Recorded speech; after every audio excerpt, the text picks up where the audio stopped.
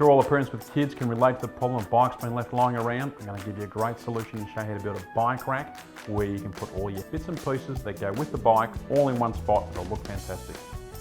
I've had my material pre-cut down at my local Bunnings, and these are the tools I'm going to use to build my bike rack. The bike rack consists of 2 frames. My first step will be to build the lower frame. Using my pre-cut timber from Bunnings, I'm now going to build the lower frame. What I need to do is set out my longer timber, then my 2 side pieces. Before I screw it together, I'm going to check that it's square. I'm going to pre-drill 2 holes in each corner so I can put the screws in each.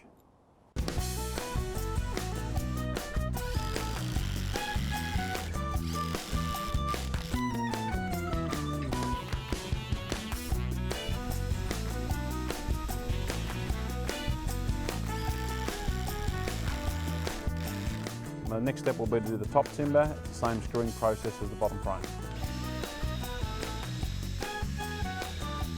I've got the outside of the upper frame together. My next step will be to put the mid rail in.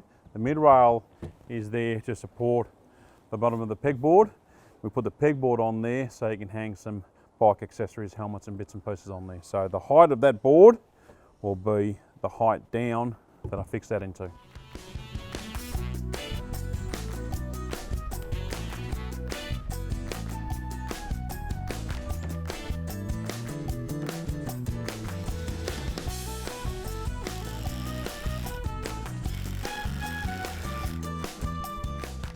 The next step is to install the pegboard.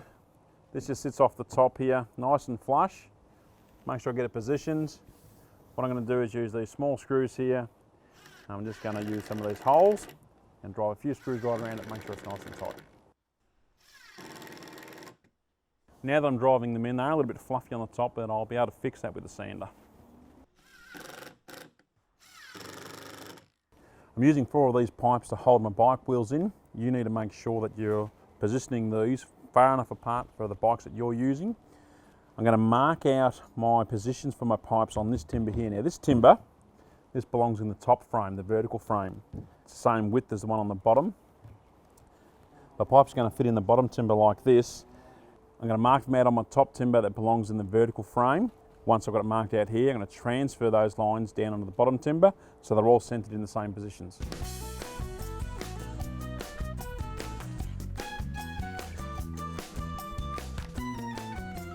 I've marked the position of my pipes now. I'm going to drill the holes out the pipe sits in with a spade bit. I'm going to drill my holes on an angle so my pipes line up.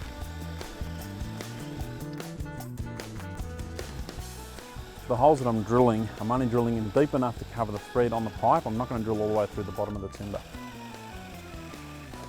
I'm now going to put the 4 pipes into the upper piece of timber first. Once I've done that, I'll be able to drop them in the 4 holes in the bottom.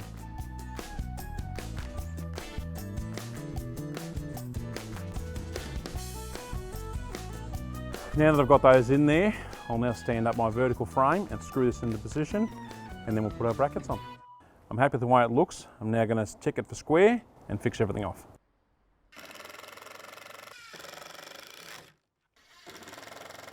One of my last steps is to secure this piece in with 2 screws on each face. Before I screw it in, I'm just going to knock down a little bit with the hammer just to make sure it's nice and parallel.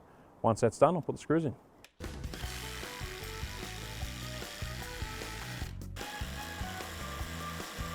Bike rack's finished, it's all together, it's nice and solid.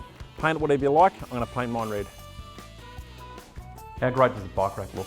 It's great for storage, keeps everything together, the kids will love using it. It looks fantastic.